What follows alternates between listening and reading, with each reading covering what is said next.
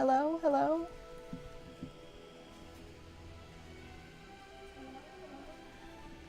I'm late for a very important date. Oh my god. I said 11 and it's half an hour later. I had something to do. Okay. Let me just put my screens together. I am in the game. Put that down. Move this over.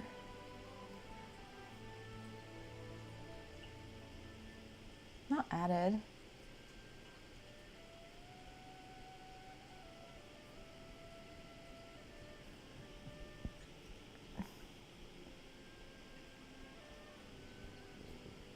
Okay.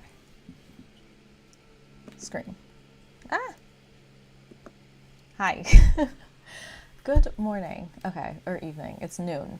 All right, I'm trying to do it a little bit lower in time so that, like, if you guys are on lunch or like driving somewhere, you can put me on to listen or whatever. Okay, hi. All right, we're gonna be in Genshin today and we're gonna be doing some reading, and I found some recipes based on the interactive map that we found. And I'm paying more attention to it so that we can actually like find everything and get my reputation up. And especially for Lue, I need my my condensed resin recipe, and to get that I need to finish the what is it? Exploration percentage. Okay, here. Volume would be nice. Hope y'all are hearing it.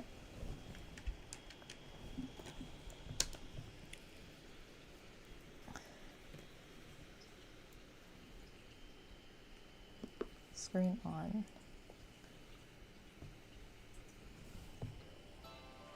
All right, I'm hearing it. Yay. We're here standing in Lue. This woman behind me is a vendor for some recipes, and then across the way over there is another one. I was trying to look for an area that we can like sit down because we're going to be doing a lot of reading, because I found some books that I wanted, some series books that I wanted to get through. And I tried to figure out like what is the best order in which they're supposed to be getting read, but I couldn't. So I'm just gonna do what I think is reasonable to be read. I never embark on a journey without a good book to accompany me. Why are there 1,000 things on volume? That's on volume, that's why.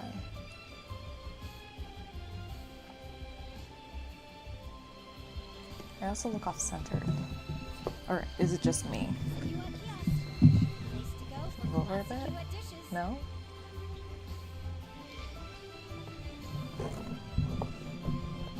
I don't know. Okay. All right.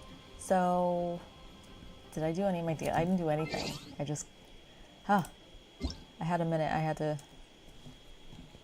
have a call real quick. Okay. There, we did the achievement. I did some achievements. Okay. Because I found an entity. Collect the entire, an entire series we got. Yay. 83%. This one. An entire C. We found books.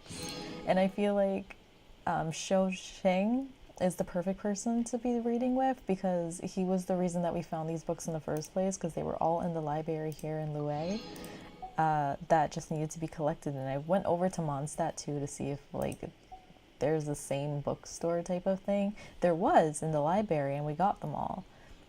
So this one was the next area that I need to find to get them. So yay. Mail, what's up? Paimon.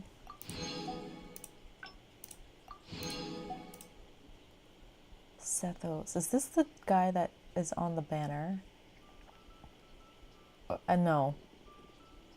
Someone else. But thanks for the food. Happy birthday. Expires in 1 day.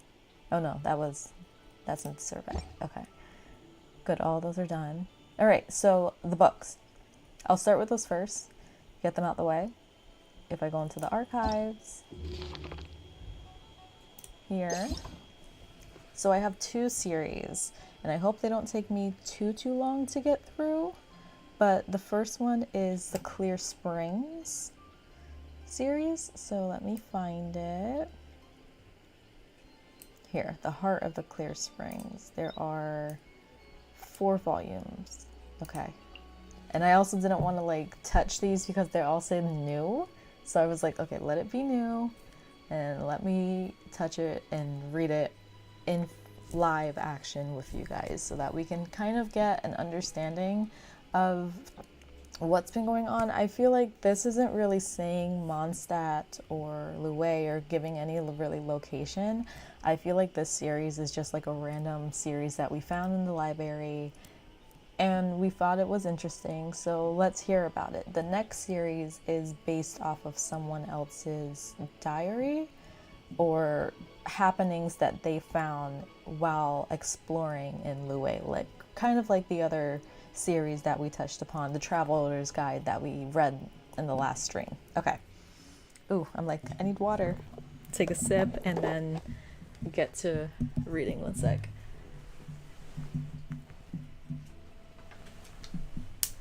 Okay.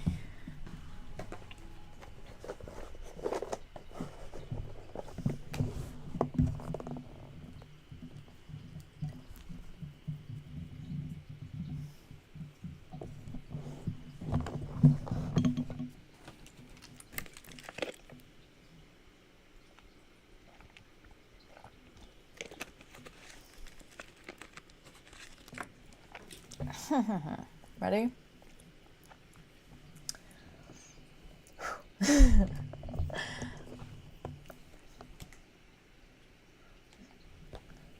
Under the cascading moonlight, a tearful boy made his wish at the spring.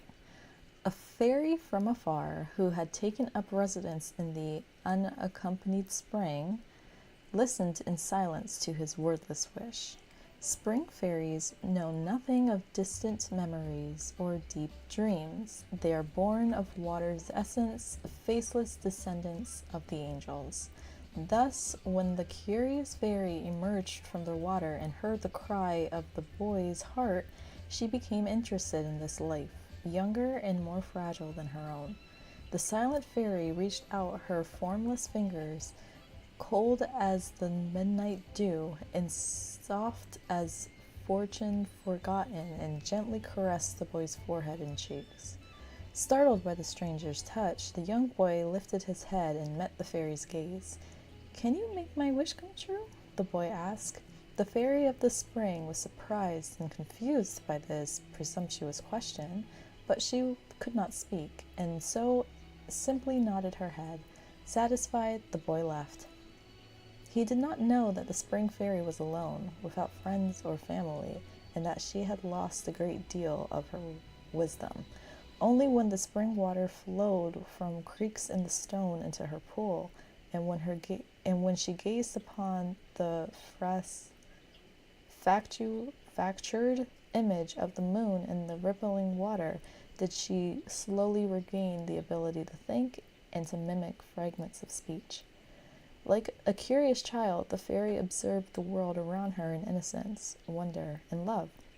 She rejoiced with the fox and squirrel who stole berries and graved the dark clouds that covered the horizon.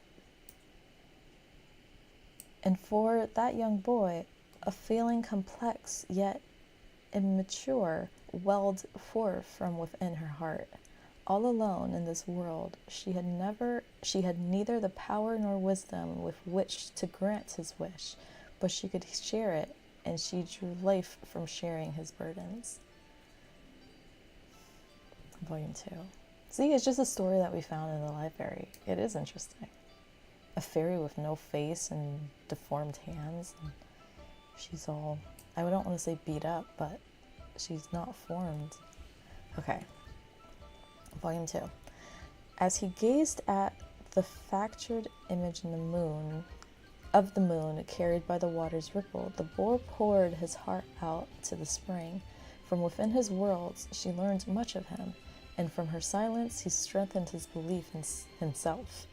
Dimly, the spring fairy understood that there was good in the world beyond moonlight and fruit, and more to darkness than mere clouds. The boy spoke to her of forests and trees, cities and walls, and shared with her his joy, his sorrow, and his fears. As she listened to him, she became enamored, of this imperfect world into which she had been born. When the boy grew frustrated at his powerlessness, the spring fairy would gently and quietly whip away his tears from them. She grew to understand the world outside the spring a little more. Those tears flowed into the water, and the fairy purified them, turning them into a sweet nectar that brought him sweet dreams. The boy forgot the pain of his waking hours, and met the silent fairy by her spring in his sleep. Every time that happened, the fairy too would smile, asleep in the pool, drenched in moonlight. The fresh dew nourished the boy's dream, and the boy's dreams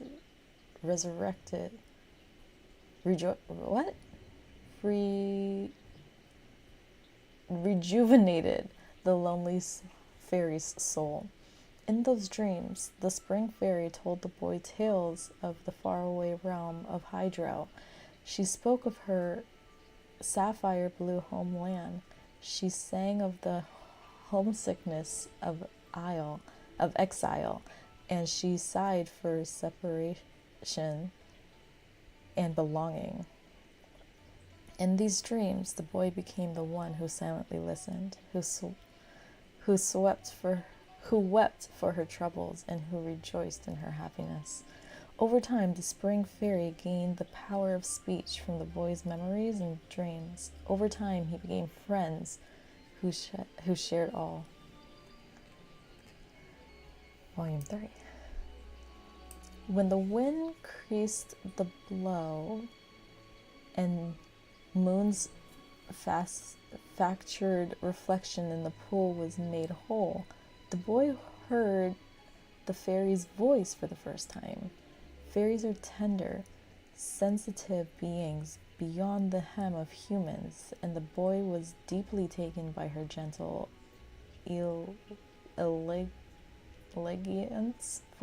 elegance voice. But fairies, being tender and sensitive beyond human ken, through his eyes she saw his naked yearning and the promise that was about to leave his lips. And suddenly the fairy was afraid. Mortal lives are strong but fleeting, and the boy must grow and grow old. Once youth and innocence has faded, how would he treat his eternal descendants? In the twilight of his life, would he blame himself for throwing his life away for a childish promise? The spring fairy was pure and kind, but she did not understand human love. She had never seen the miracle of humanity and had merely sat idle through millennia of change. And so she greatly feared parting. What humans see as the miracle of devotion, eternal fairies can only perceive as fleeting pleasure. And even the power of fairies cannot reverse the aging of loved ones. The tender fairy could not bear to see the unavoidable day come, and with a kiss she stopped the boy from uttering the words. But the boy, in his innocence, mistook her rejection as approval of his promise. From that moment, the fairy vowed that she would someday bear to leave him, and the boy vowed that he would remain by her spring forever. Volume 4. By and by, the young boy grew up, made new friends, and had new experiences. And the spring fairy, as she had in his youth, sang him her quaint elegies every night. till the day came at last when she left and gazed no more upon the boy. Never again did words flow forth from the trickling sound of the spring. Never again would the fractured moon become whole.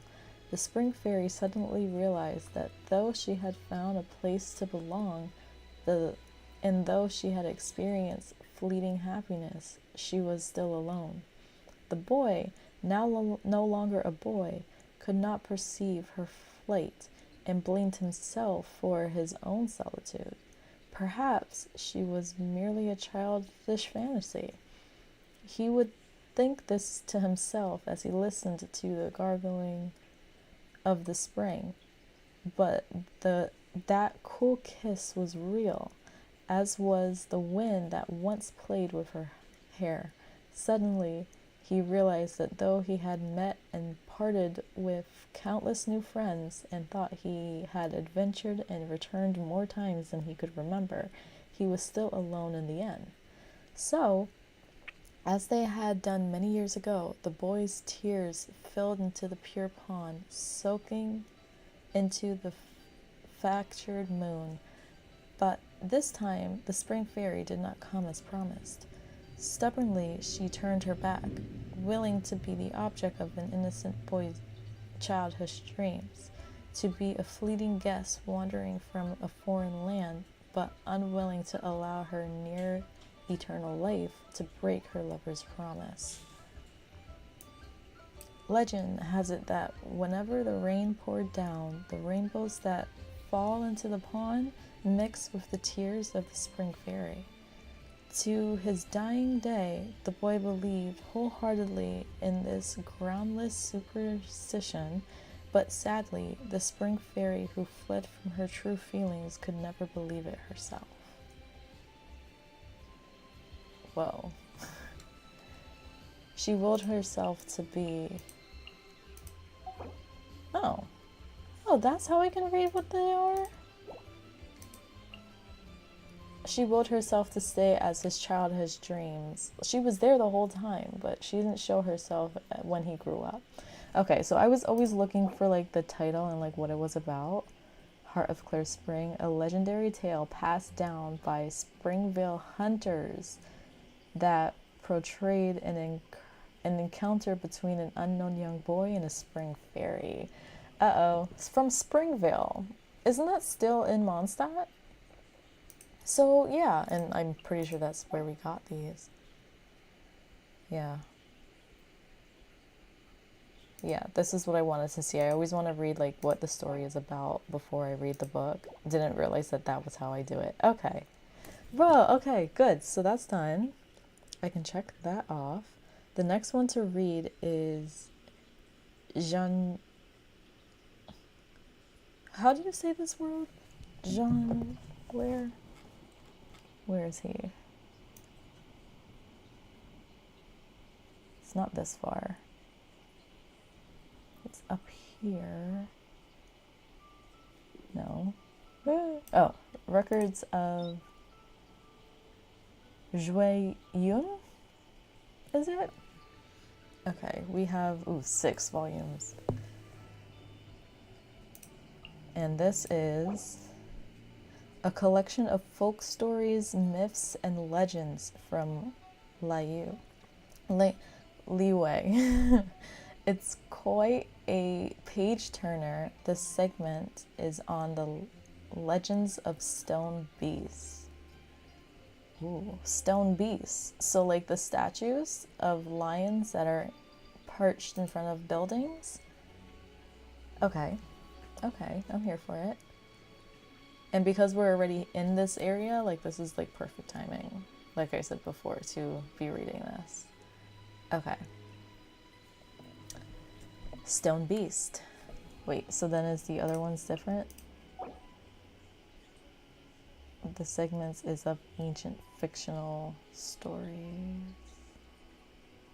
Well, it says a palace beneath the sea. Okay, so volume 1, Stone Beasts. Stone statues appear all across the vast land of Liwei. Yep. Most were built by locals who prayed to them for favorable weather and peace steadfast as the mountains. But it is claimed that some have a much more ancient history. One story regarding the animal statues in particular is popular among the fishermen of the Bishui River, the silver grass harvesters of Tua Marsh, and the old mining crowd. They say that in some corners of the land, ancient stone beasts wake at night in the cold of the fall and look around at the world that has slowly become alien to them. I knew it! This is why I don't like statues. They come alive. Hearing the sound of frogs and insects greeting them, they respond with deep, soulful cries from their petrified thrones. Then they roam around Liyue, inspecting once more the land they used to protect. Like the great stone dragon, the golden dragon of from Mushu and Mulan. Oh no. Okay. That they once protected. To my knowledge, no one has ever witnessed a stone beast. Hi, Sam. No one has ever witnessed a stone beast in motion firsthand.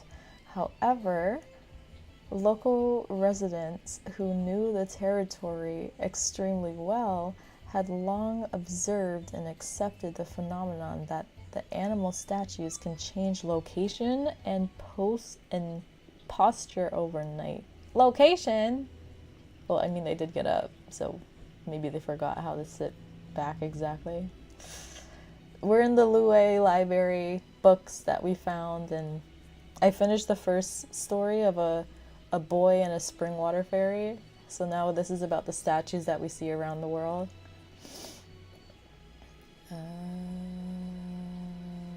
Meanwhile, light sleeping campers often report hearing a sound in the middle of the night that is like flowing water, only much deeper in tone.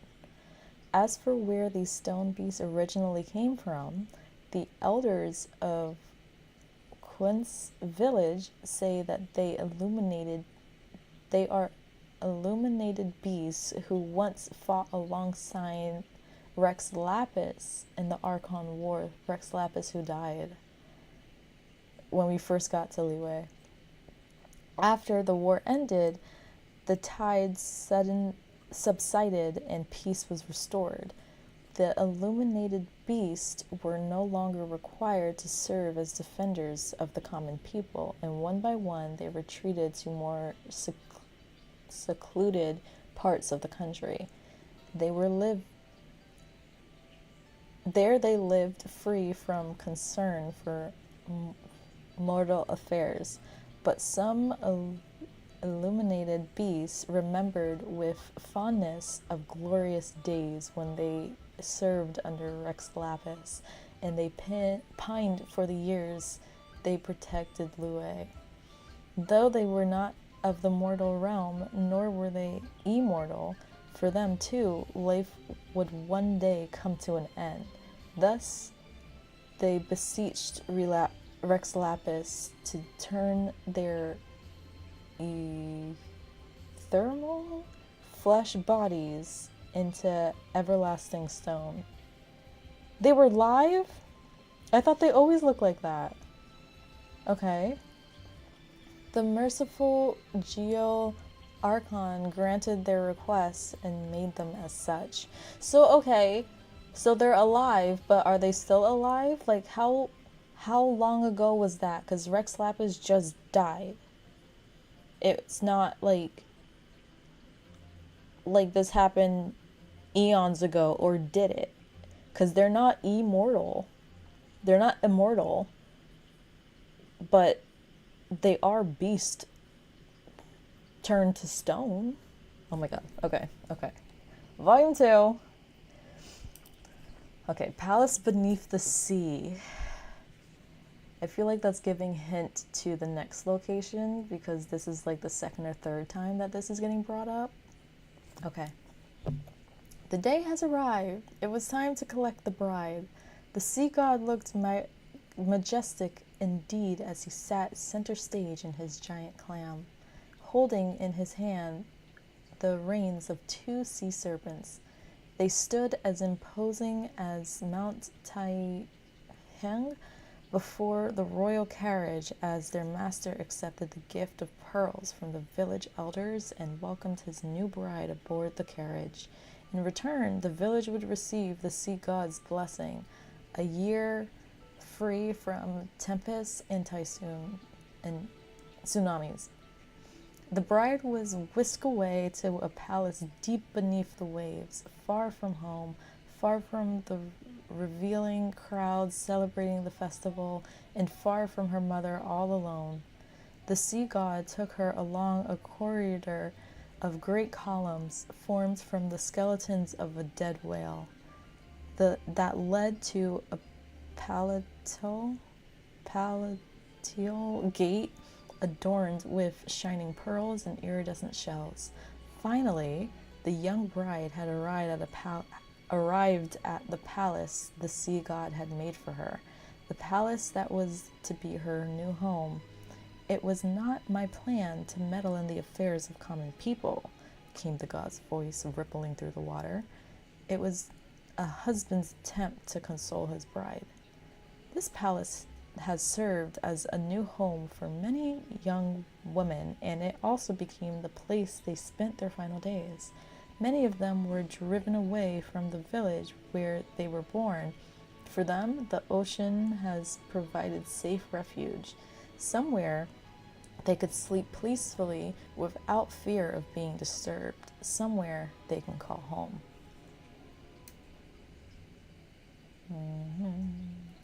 But this young woman did not want a new home decorated with prized pearls and rare shells. The dazzling spectacle of the ocean floor, the creatures that she knew lurked in the darkness, filled her not with peace, but with dread. Time went by, and the longer she stayed in the bewildered ocean chamber with that knew no sunrise nor sunset, the more homesick she grew. This sounds like, what's her name? I was going to say Aphrodite. Hades took her, Persephone. This sounds like Hades and Persephone, but instead it's Poseidon and whatever this woman's name is, because they don't give it. Eventually, there came a day when the sea god sensed what his young bride was feeling.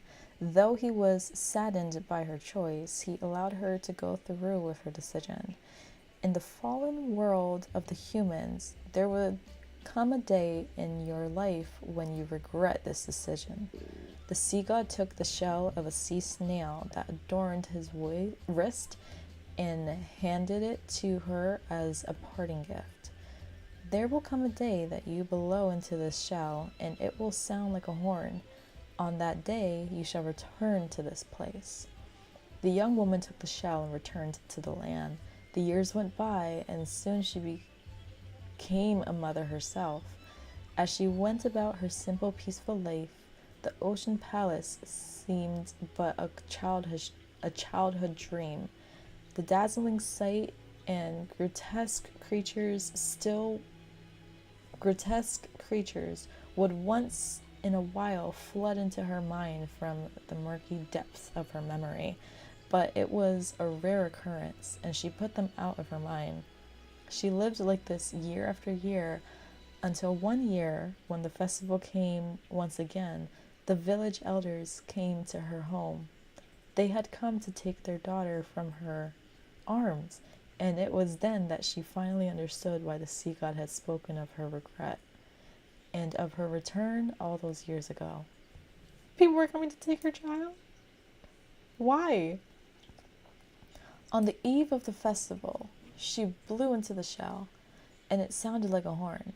The sea god responded to the call, rising up from the billowing waves to greet the village, but his embrace was a tidal wave that engulfed the village and took the villagers and elders in their sleep. Now that sounds like the Prince of Egypt, when they said to put the blood of an animal on top of your door before you go to sleep at night, and whoever didn't, their soul was taken as they slept. Ooh. Okay, the villagers and elders in their sleep. Drawn by giant sea serpents and colossus clam carriages, came a halt in front of her, dazzling her with the shivering pearls. The mother took her daughter by the hand and boarded the sea god's clam.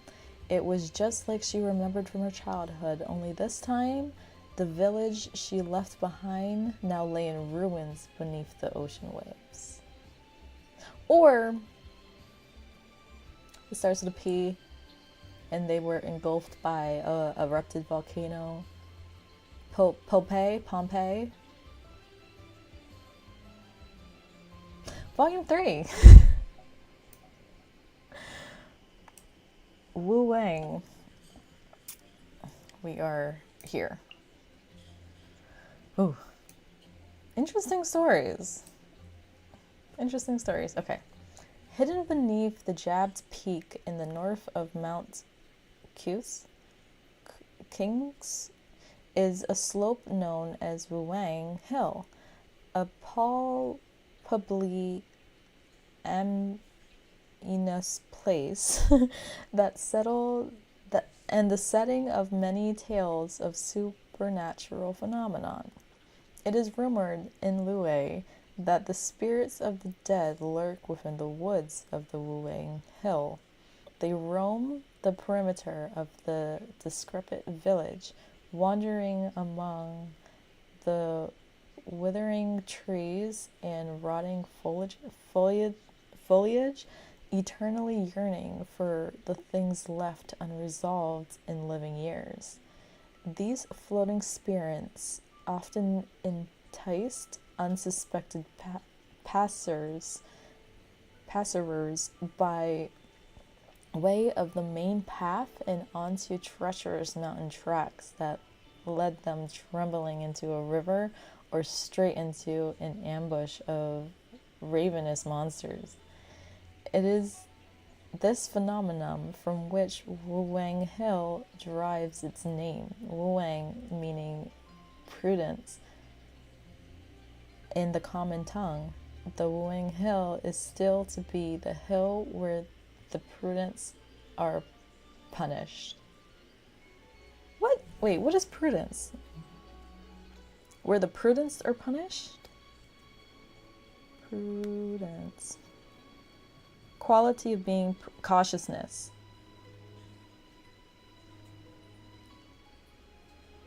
Where the cautious are punished? How does that make sense? Why are they punished for being cautious? Okay. Punished. For even though travelers who do not act harshly or impressively on their journeys are doomed to be ensnared by the malevolence that lingers here like the mist in the mountain air.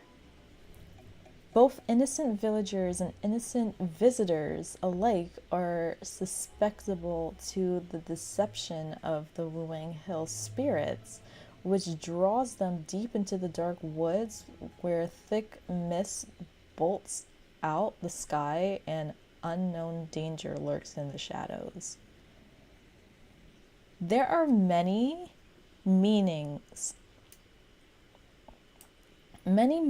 by which these sinister spirits are able to deceive mortals. Some take the form of bereavement or grief, others of revenge. Okay. Manifesting as voices and visage of the deceased, the love of the departed, or the remorse of another party in an unresolved dispute. The travelers find themselves compelled to heed the spirit's cry and follow them into the depths. Why would they do that?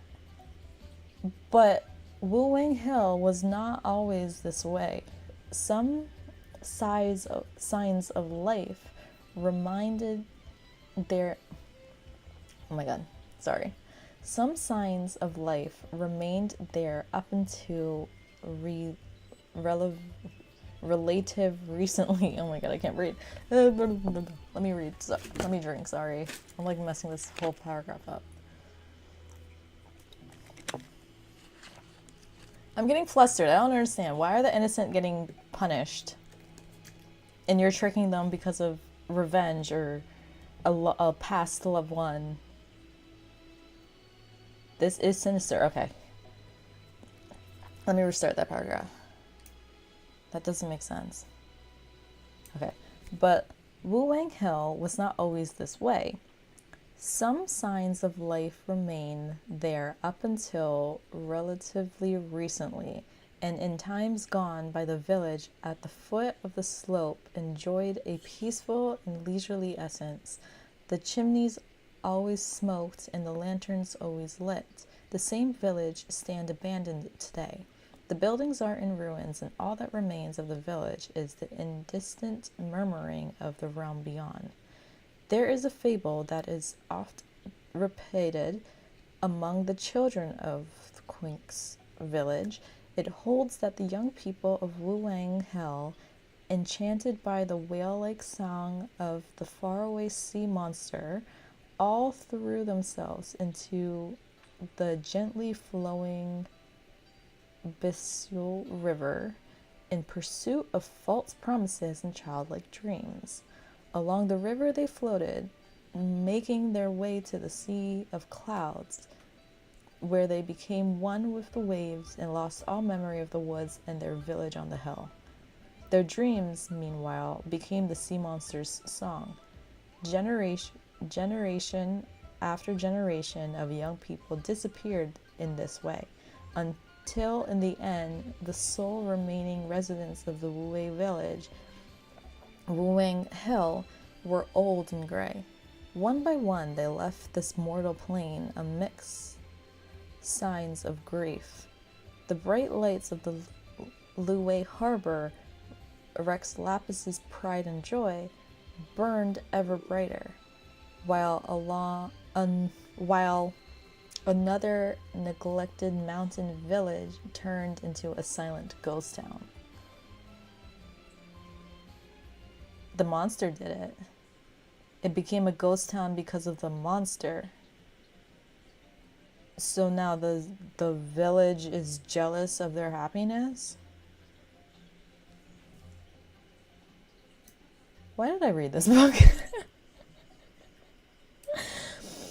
But unlike the fleeting and flickered human mind, the ever-flowing ley lines remember all. Oh, they do. Those glowing blue and yellow balls for money or energy? Really? Surging elemental energies take on spirit forms to recreate all the dreams, both fair and foul, of Luang's Hills, erstwhile residents.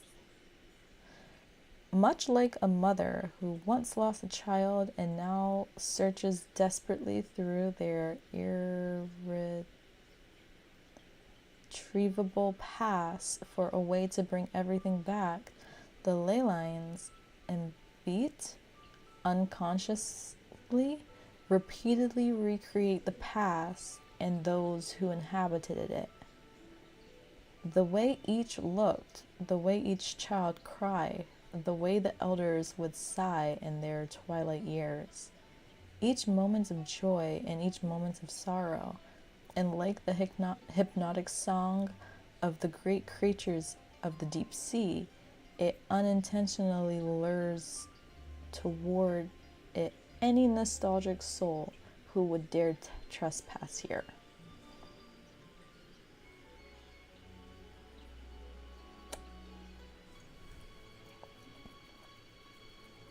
Okay, so what's the story behind the ley lines that are in Mondstadt?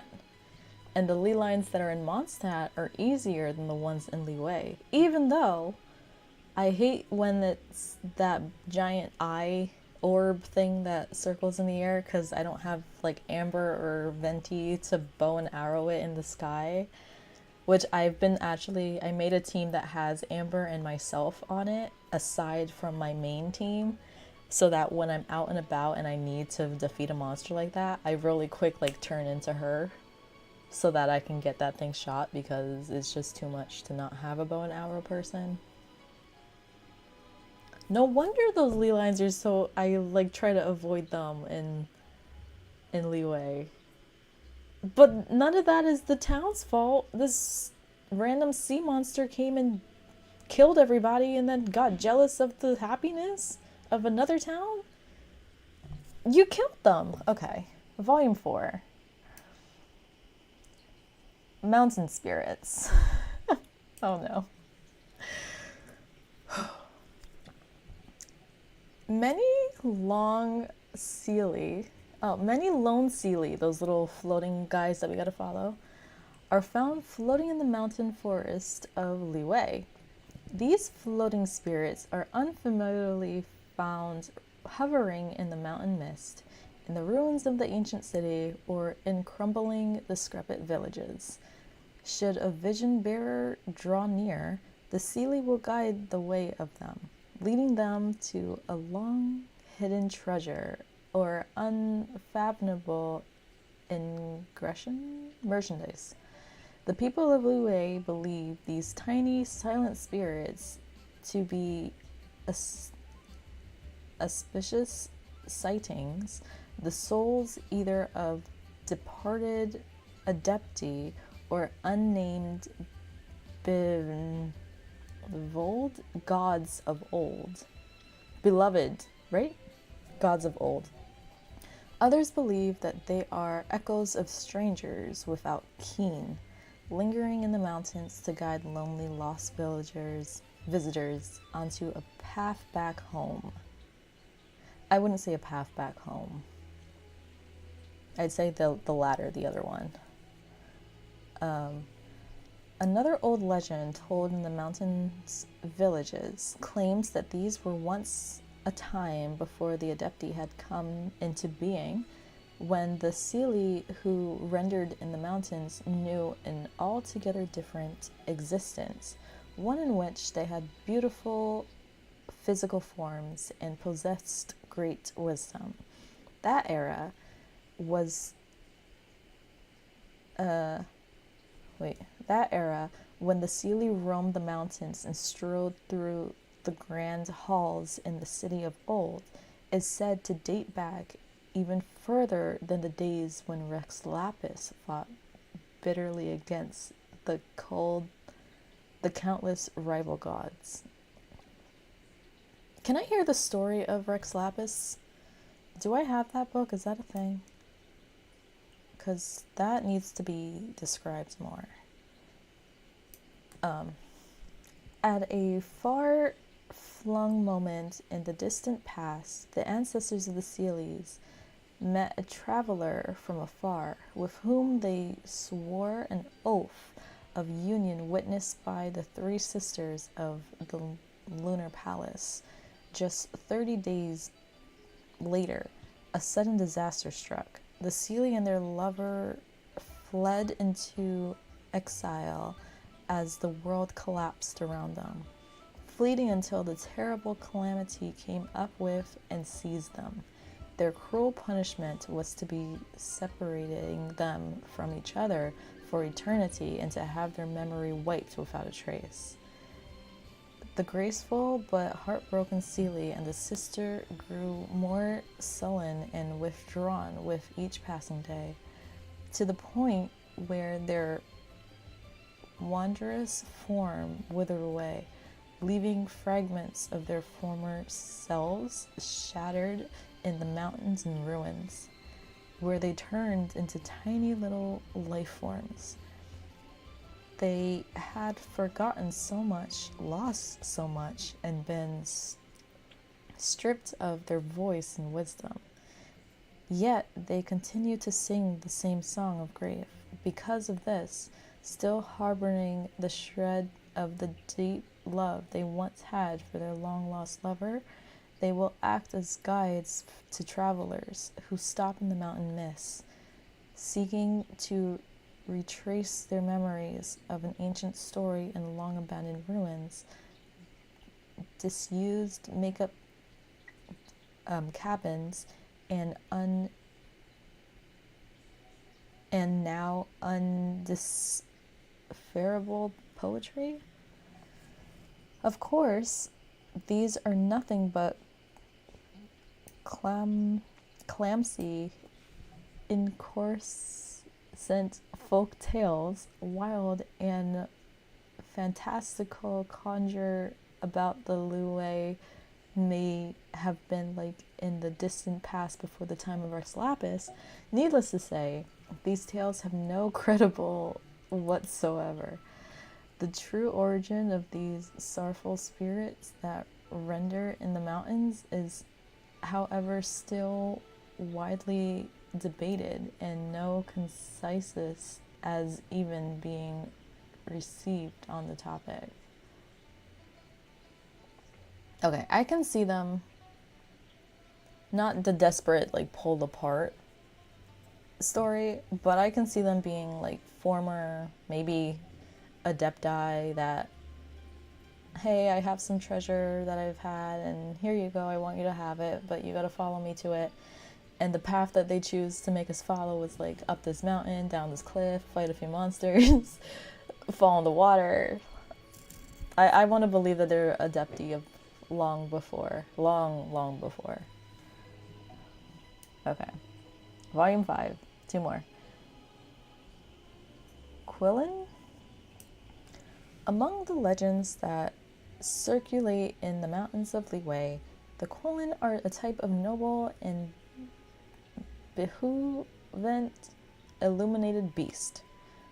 Quillen often roam the mountain forests, but appear only at night, where starlight shines upon clear dew. For substance, they drink only spring water and eat only fragrant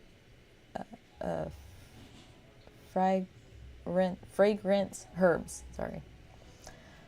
Quillen are quite illuminated beasts, with grace and elegance flowing through their veins.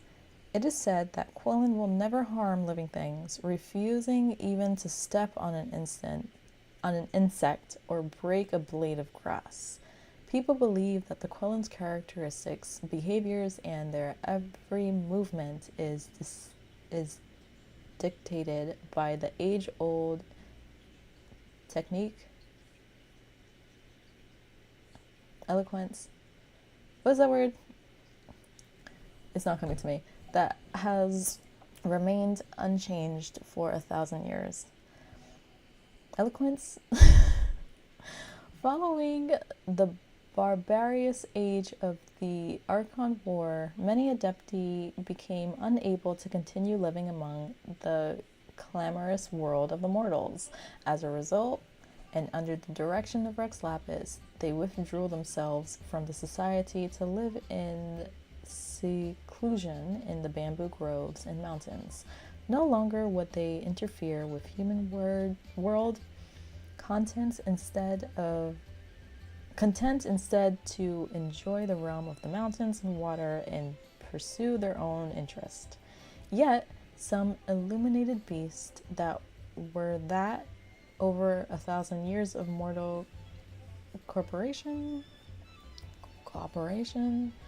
had cultivated deep friendships with ordinary humans. They decided to carry out the will of the Lord of Geo in the mortal realm, assisting human society with their adeptal powers and charity. Some hid in mountain hamlets, others walked the bustling city streets. They lived together and mixed with humankind, leaving behind unique bloodlines in Liyue. Okay. According to one folktale, as early as several thousand years ago, there were already those among the elegant Quilin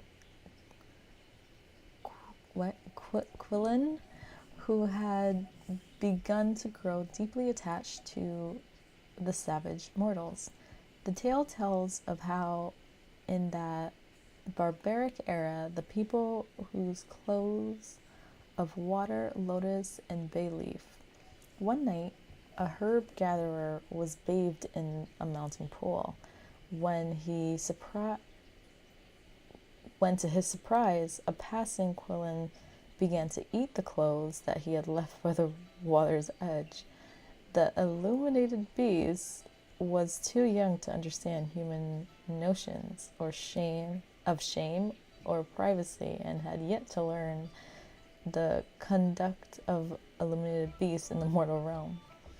To make up for his crude behavior and to avoid startling the vulnerable mortal with her otherworldly adeptal appearance, she transformed into one of the human bearing. As the pale light of the full moon fell onto the pool, she appeared before the herb gatherer. The young beast ultimately did not understand human notion of shame and privacy. She stood in the mountain forest, lit by cold moonlight and the glow of the fireflies, clothed only in dewdrops. Oh, and the lunar gleam. Okay, at least she's in dewdrops and not completely naked. Together with the ignorant mortal, she traveled, strolling happily along the flowers and bamboo groves, revealing to him the mountain dwellings of the Adepti, interpreting for him the language of the birds, sleeping lightly amongst the cry of insects, sinking softly into shared and ancient dreams, and as the herb gatherer began to steer at the first light of dawn, he woke to find that the noble illuminated beast had vanished without a trace. As for how this tale unfolds, opinions vary widely. Some people say that one night the Quillen placed the bamboo basket outside the front door of the herb gardener's home before disappearing into the moonlight mist. When the herb gardener came to the door, he found a child soundly asleep inside the basket. Others say that from the moment on, the Quillen lived together with the mortal, gave birth to children, and grew accustomed to human life. No matter the truth of the 1,000-year-old manor, the elegant beasts continued to walk among the residents of Lue, unseen among the sea of people, waiting for the day when Rex Lapis called them forth once again. Volume 6, Hidden Jade, last book. Last book. In the valley northwest of the Lue Harbor and south of the Netium lie many silent ancient ruins. One of these areas is known as the Juru Ruins. This area is said to have already existed even before the time of the Archon War. According to the old legends, passed by word of mouth, Due means the land in which beauteous jade fleets. In a past beyond memory, when even Rex Lapis would still have been young, a star flew from the sky into the barren plains west of Lue. These plains were transformed into a huge and deep chasm in the wake of the star's descent. Jade would emerge from within, beautiful and limitless, and it would become the foundation of 1,000 years of industrial mining in Lue thereafter. Legend has it that when this nameless star fell, the fragments of it broke off and crashed into the rocks of the northern Lisha.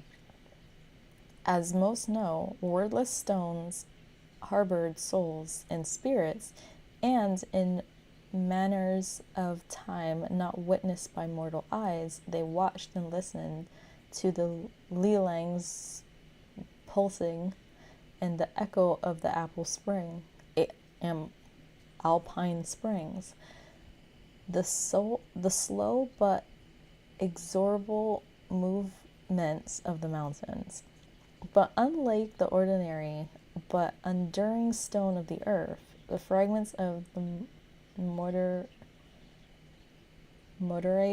had fell from heaven, had a proud and egited temper. Oh my god, 2 more paragraphs. Okay.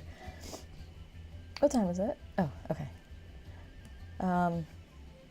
Later, when countless gods and rulers thought over the appointed celestial seat and the very stars and abyss themselves faded, triggered tragedy and evil, and barred the breath of the water and mountains, the fallen stars could bear this no longer, and heedless of the great chasm's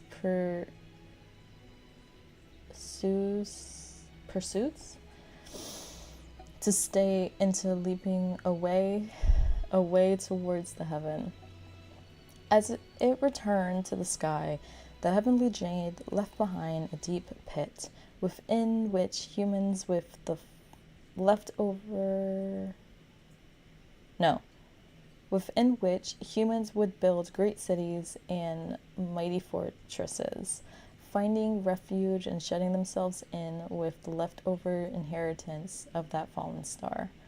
Over the tumulty and storms of the next few thousand years, the redoubts of the Duyu Valley stood tall and maintained prosperous relations with the Lue Harbor up until 500 years ago. But with the coming of the Black Calamity and the rise of the Abyss, the residents of the Xingqiu sealed the ancient city and departed for other lands. None know why these refugees chose to shut the gates to their home, and even the millennia-old Adepti and Yaksha are silent on this matter. And so, the Seeli's fortresses became giant, silent tombs with night left in them but the sound of pond water and the wind whistling through empty halls. And thusly too did they come to be called the Dunyi ruins by the people of Lue.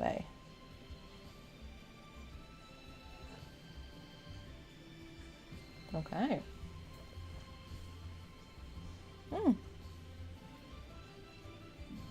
I don't know. Okay. So that's done. What is my score? Homework has been graded. Yeah, what did I get?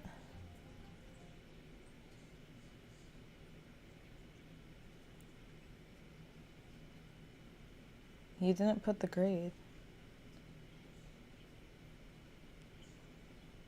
How can you text me that the homework's been graded and then not give me my score? I need to know if I failed it or not. Oh my god. Okay. So I'm done with the reading for now until I can figure out more to read. I'm glad that those are finished. Oh, there's much more to read.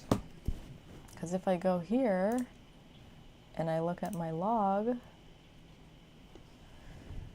we only scratched the surface of them. It's just I don't know in which order I should be reading them.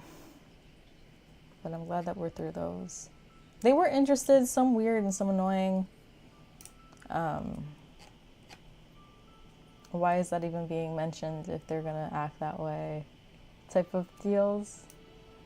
Here's the list. What did we just do? Okay, this one's done. So all of these I can delete. I don't need to know how many volumes there are, as long as it's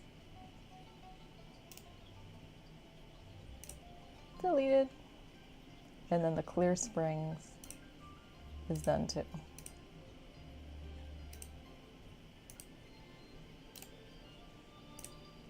Yay! See, it says that I finished this Moonlight Bamboo Forest. I did. Anything that was done, it has a little star next to it. But that doesn't mean that I need to read it right this second. Why is this not loading? Okay. So that's done for now. I do also have backpack quests that I came across. But I also want to cook real quick. So... Oh, those are the food that we got from the mail from Sethos' birthday. I was like, why am I getting food? Okay, so let's go here. Let's go to the kitchen and let me see if I can cook the recipes that I showed, that I found. To the max. Like, I like to cook everything up to when it says that it's proficient enough, and then I can just automatically click it, and I'll get to click there and press the space bar. There are 3 foods that I still can't complete because I don't know where to find like these cocoa beans.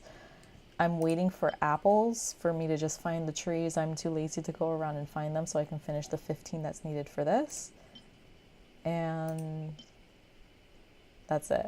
So anything else, I'm hoping I can make it and not have to worry about it later, or they're gonna have to get added to the list. So learn, what was it called? Oh, here it is. Dang it, we need these. I can only make it 2 times. 3 times, 4. What are these? In the wild, bamboo shoots. Okay, I know there's a hill. I know where I can find them, but I just... Oh, okay, I'll get to them. Let's cook these real fast.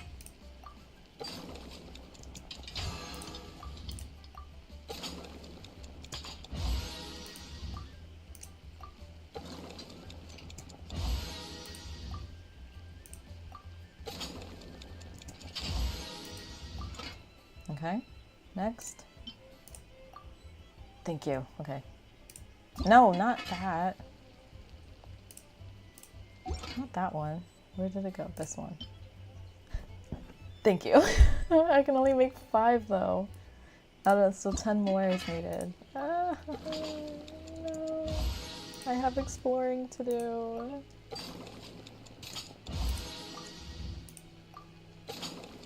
That could be a stream. Let's finish these cooking recipes to proficiency. I don't know. Cooking with... It could be like cooking with not John Lee. What's her name? Ki Cheng? Right? I totally said that name wrong. The cook with the bear. I can say cooking with her and we can go farming for the ingredients. Something like that. Alright, what's this?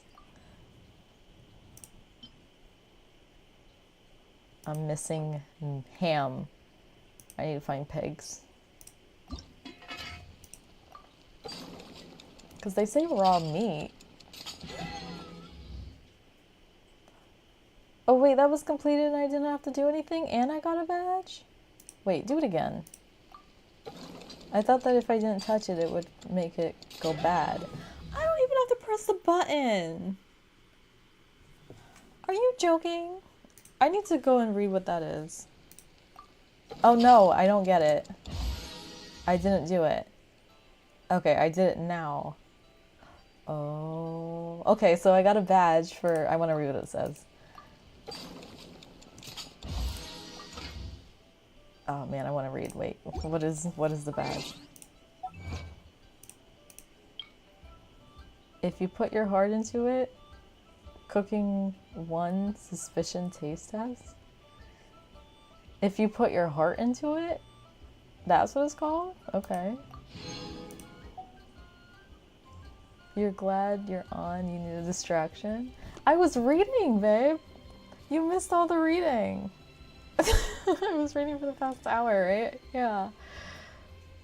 Hi! It's too cold for you? Oh.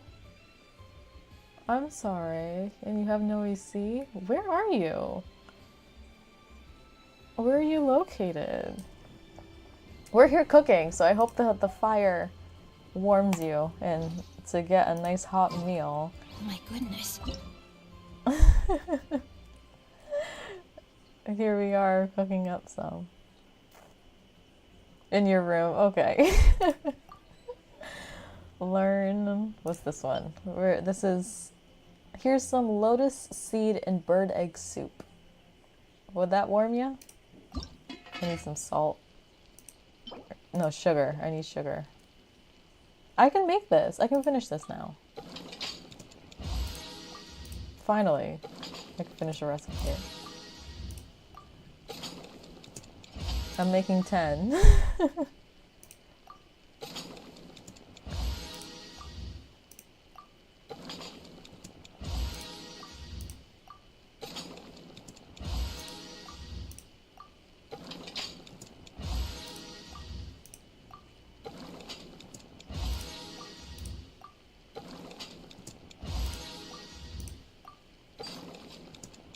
Yay! Star Chef! Yay! Alright, let me make the sugar like I said. Oh. Thanks. I need ham. Oh, I can make this too. Perfect. I was like, isn't it raw meat? Anything else I'm missing? I can make a lot of those. Cream. How many do I have first? Okay, 800, 600. This is gonna be out, so I should make this as well. Butter. Roe. That was so annoying to find. All those crabs. To then find a merchant. So annoying. Okay, let's make only one. Okay. 400. Good. Okay. Okay, back to the recipes. You were supposed to ask something the other day and you forgot. Something to do with cats. Sam has cats. I do not. My dad has fish. He likes fish. He has a giant wall, like a big wall aquarium in the house. Well, right now they're in a tub in the basement because the house is getting renovated. And then he has to rebuild it because they died because of either power loss or I don't know. The coral, I mean, not the fish. Alright, let's see how many we can make of these. Oh, we can make all. Yay! Okay, 15, go.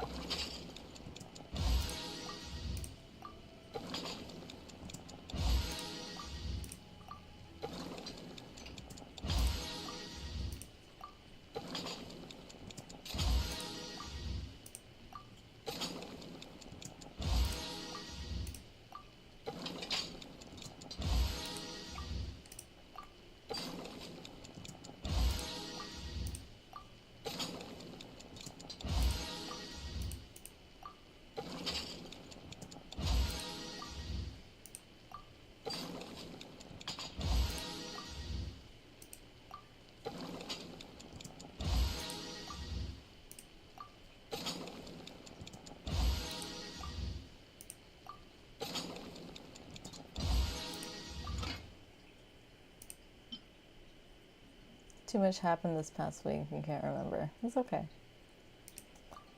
Alright. Did I finish that one? I don't even remember which one it was. I hope so. I'll go back. Alright. 15 of this too. Barbara's helping me. I'm seeing multiple people helping me with these. And it's like select a character, but like they do it for me, so I don't need to touch it. Just make the food. I have too much food in my inventory, like I need to eat them, but I'm seeing like some of them have the health, others have battle enhancements, and then others are from birthdays.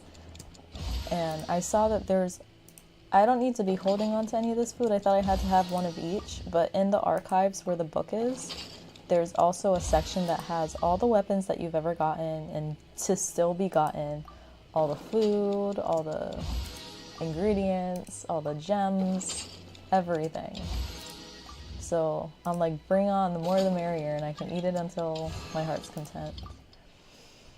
Brandon. See, I actually do need help. I need to battle 2 monsters that I cannot get through on my own, so that I can level up 2 characters. But I need someone to come and help me. And the last time I accepted someone's help, they didn't speak English. So I couldn't text them, hey, can you help me with this? Because they didn't understand me. That was an interesting encounter. Because that's the only way to communicate. Unless I have to like look up on my phone, translate to Spanish, that doesn't make sense. Okay, 3 more. What is... I can't do this one. I'm out of feet. Oh no, I'm out of meat. Yeah, we're gonna have to do a cooking day. We're gonna have to do a cooking day. So should I even... Yes, just learn them, see what they need. Last one. Where are you? Yay. Really? This is new? Stir-fry fish noodles? Why do I feel like we've done this before? But okay, yeah, I'll finish it now. You only need 10. I got a bonus. What? Wait. Continue. Insufficient materials? Really? I'm out of salmon. Or fish. Where'd it go? Okay, stir-fried fish noodles. Oh my gosh. Wow. Huh? All will be revealed in the next volume? Oh, drat. Right, we just finished some. Wait, please have fish. No, it wouldn't be this guy. It would be the guy that had the crab. And that guy, I'm going the wrong way, is this way. I thought I had salmon.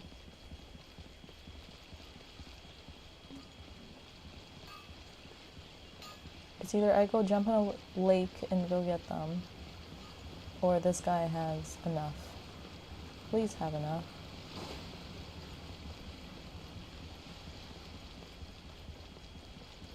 I just forget. I think it's him. 5 Yeah. times speedy equals... Uncle Soon? Whatever. I'll just... How many do you have? It's probably like 10 a day. Yeah. I'll get the crabs while I'm here.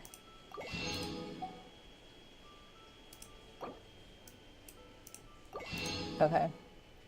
At least we did all the cooking. I gotta get more material. Okay, good. What's up here? I'm not doing this 4 more days. I want to get to the backpack. What's here? Okay. Yeah, so if you go to the archives, like I was saying before, you get the materials, and here has all the cooking meals that you could possibly get in the game. And see all the ones that are new?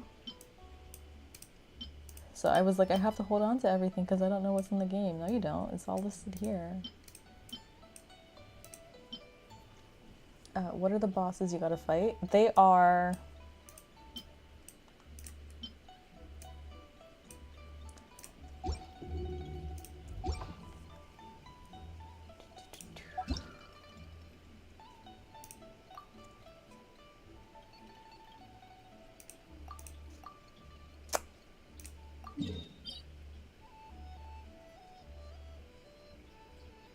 Can you do this domain with people?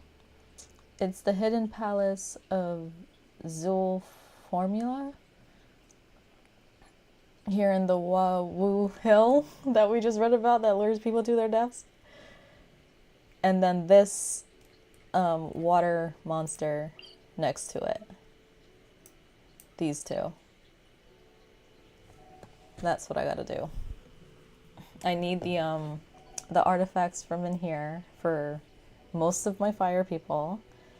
And then I need the stones that this monster drops. The problem is it's a water monster. It's like a mermaid type thing. But it flies in the sky and it makes water enemies that you have to fight for them to disappear. And the real person you gotta fight is the damn thing flying in the sky. I can't reach it. And the person that would help me reach it is not strong enough. That would be either Amber or Venti, and we just got Venti, and no, I have not built him. So I've been trying slowly to build Amber. Amber, to be honest, like I said, when I put her in that team, but there's no way that I can get that done by myself at a reasonable rate when I can just ask someone to help me out. Help me, please. Okay, yeah, so the next thing I wanted to do is in the inventory, there's this quest section, and there's all these books. And I'm like, I tried to open one, and it did a little skit, and I had to like quick shut off the game because I was like, wait, I don't want to listen to this without you guys. So we're gonna listen to them, and I'm gonna leave the ones that are new as new so that I can just get through these. What time is it? Okay, I got like 20 minutes. Let's see how many I can get through before the time runs out, because I started late. I'm half an hour behind, but it's okay. Ready? This one is part 3. I want part 1. Okay. So, Ancient Investigation Journal Part 1. An investigation journal found in front of the ruins with a circular entrance. Its author seems to have been a member of an aristocracy that once ruled Mondstadt. So you'll download the game just to help me? Thank you! Okay, read. Ow. No, I gotta read this one? I thought it was a skit. Okay.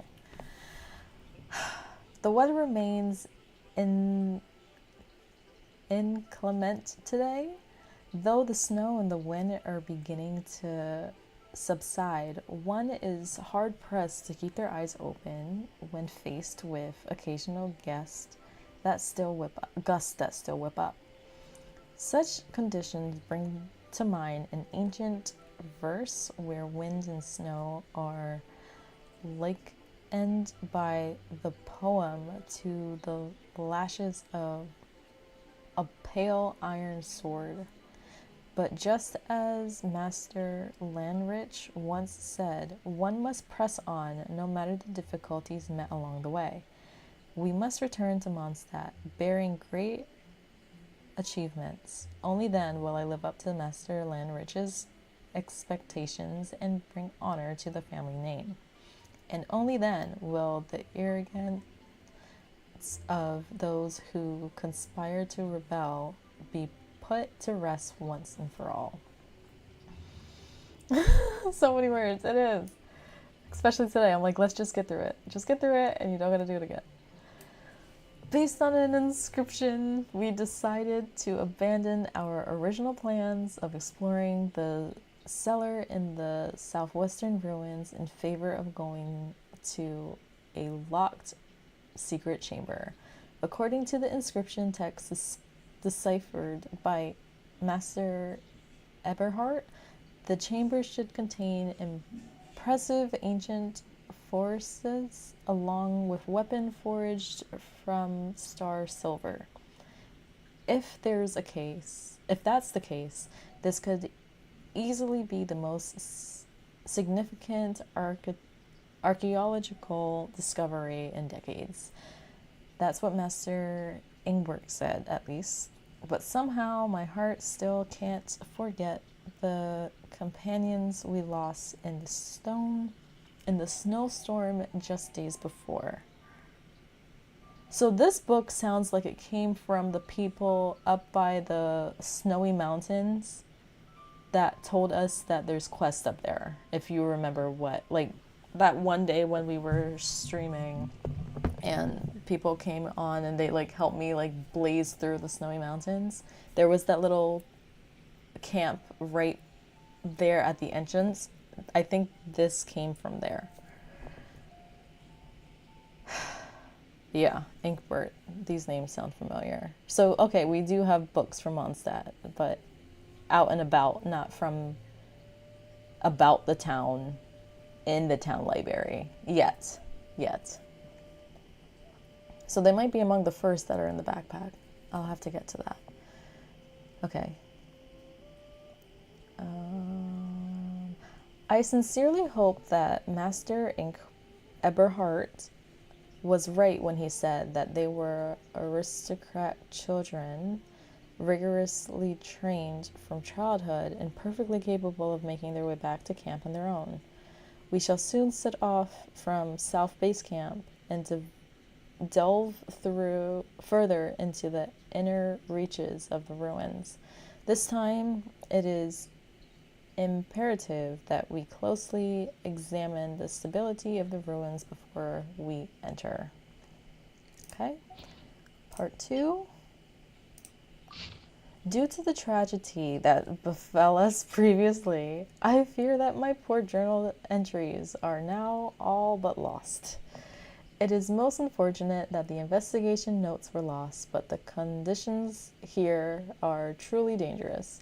Alas, we were unable to bulge through great doors. In the end, we returned empty-handed, with no sign of the fresco or the ancient weapons which Master Ingbert so greatly described to see.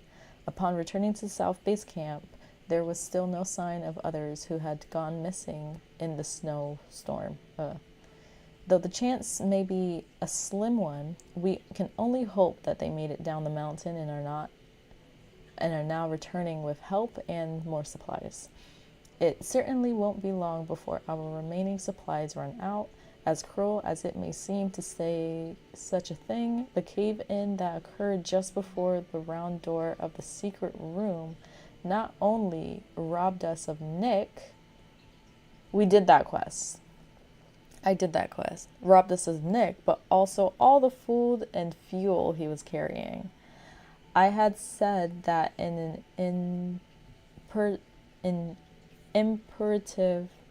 is imperative we first check the structural integrity of these ruins. I clearly remember telling him that. Perhaps the stake of unfortunate incidents we've encountered in the past few days has caused me to turn bitter. Or perhaps this is simply the natural toll such desperate conditions take on people. The fact that Master Eberhardt could maintain a level head even in the face of such adverse conditions only made him all the more admirable. Perhaps this is the true tenacity of a young aristocrat. Master Landrich's judgment seems to have been well-founded, even as an illegitimate child. He is quite capable of living up to the role of the aristocrat, more so than most other aristocrats, in fact. When the storm eases a little, we will proceed to the cellar in the southern ruins as per Eberhardt's proposal. Based on the contents of what he deciphered, there may be something very ancient within. The sheer cold of this place has a peculiar and incomprehensible effect of preserving things the way they are. Yes. We must not let down the companions we lost, and most importantly, we must not let Master Landrich down. Otherwise, it will most likely be faced I will most likely be facing off against monsters in the gladiator role arena, gladiator arena, before too long. Even if I beat the monsters, I would probably share the fate of Eberhardt's slave and meet my demise at the sword of a red-haired raper of the Lawrence clan. Okay. Number 3. Does the history of this place make the scenery look bleaker? Or is the bleakness of the scenery here responsible for its grim history in the first place? Could it be that I'm only having these thoughts because of all of that has happened during this investigation? Or perhaps I'm starting to lose my wits due to the blood loss in the sheer cold? Whatever the answer, one thing I'm fairly certain of is that this will be my last journal entry. In the end, Eberhardt's plan failed. In fact, no. I rather think he succeeded. In hindsight, his actions are all too clear. I'm surprised none of us saw what he was doing. And now I think about it, I fear that the companions we have been separated from along the way will have already fallen victim to his treachery. The cave-in in front of the secret room with the round door was surely all part of his plan. Only at the very end, when he led Master Inkbert and me into the cellar in the southwest ruins and took out his pole arm, did I finally understand. His talk of the lost civilization buried beneath the snow and a power descendant from the heavens were just a means to an end. He knew Inkbert loved the idea of exploration and adventure and used this to lure him to a deserted place where no one would be able to help him. When all is said and done, this all came down to him being an illegitimate child. The polar arm is an inelegant weapon, unbecoming of an aristocrat. I wonder if he secretly trained to use it for the sole purpose of killing his master here, clearing one more obstacle from his path toward dominance over the clan. Now I think about it, Master Percival's disobedience, love of chivalrous play act, and eventual departure must surely have been encouraged by his behind the scenes.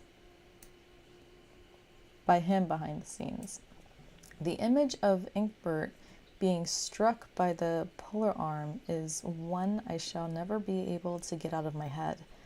We all grew up together, but none of us saw beyond the kind and gentle facet to the monster he was inside. Lanrich was already planning to bestow the clan's name upon him after returning from the investigation anyway. Maybe if Eberhardt had known of Lanrich's plan, things never would have turned out this way. Or perhaps Eberhardt already knew of Lanrich's plans, and that was precisely what promoted him to take this opportunity to move himself one step closer towards the front in the line of succession. I am sorry, Priscilla, for I will not make it back to Mondstadt. However, whoever reads this, please warn Lanrich. Eberhardt is badly injured too, and there is still a chance that he will make it back to Mondstadt. And if that happens, there will only be one more obstacle left for him on his road to revolt. See, now this I wish I was reading when I found the mountain and like being in the story progression simultaneously to the side quests. But there's a lot happening in this world. Did I talk to Eberhardt? Did we talk to the woman? I feel like these books were found in that cave with the silver door in the mountains that I had to go find. But we never saw bodies, so that's good. Only just the stuff on the ground. I don't know how long they've been there.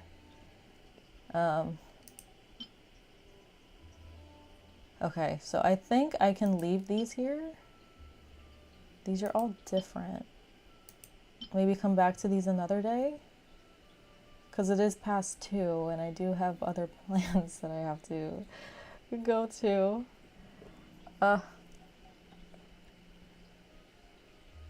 And I think it'll be better to show me that, okay, you have 2 straight rows to get through. Hydrate. Ooh.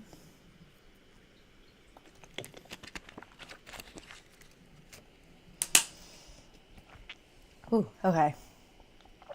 All right. Thanks so much for watching. I'm pretty sure one of these books has a show in it. I just don't know which one it is. No, okay, let me get through these last 3 books. Oh, okay, wait. Biography of... Oh, no. A historic book on the life of the ancestor of the clan. I'm not reading this. No, never mind. Nope. All right. Thanks for watching. I hope you enjoyed.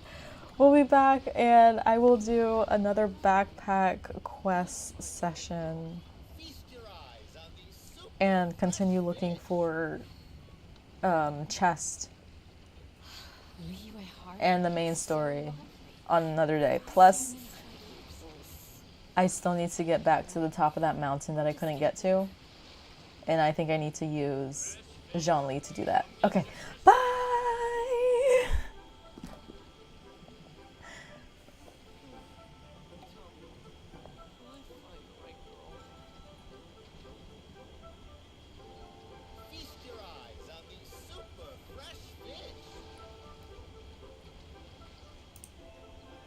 If my calculations are correct, Wanwen Bookhouse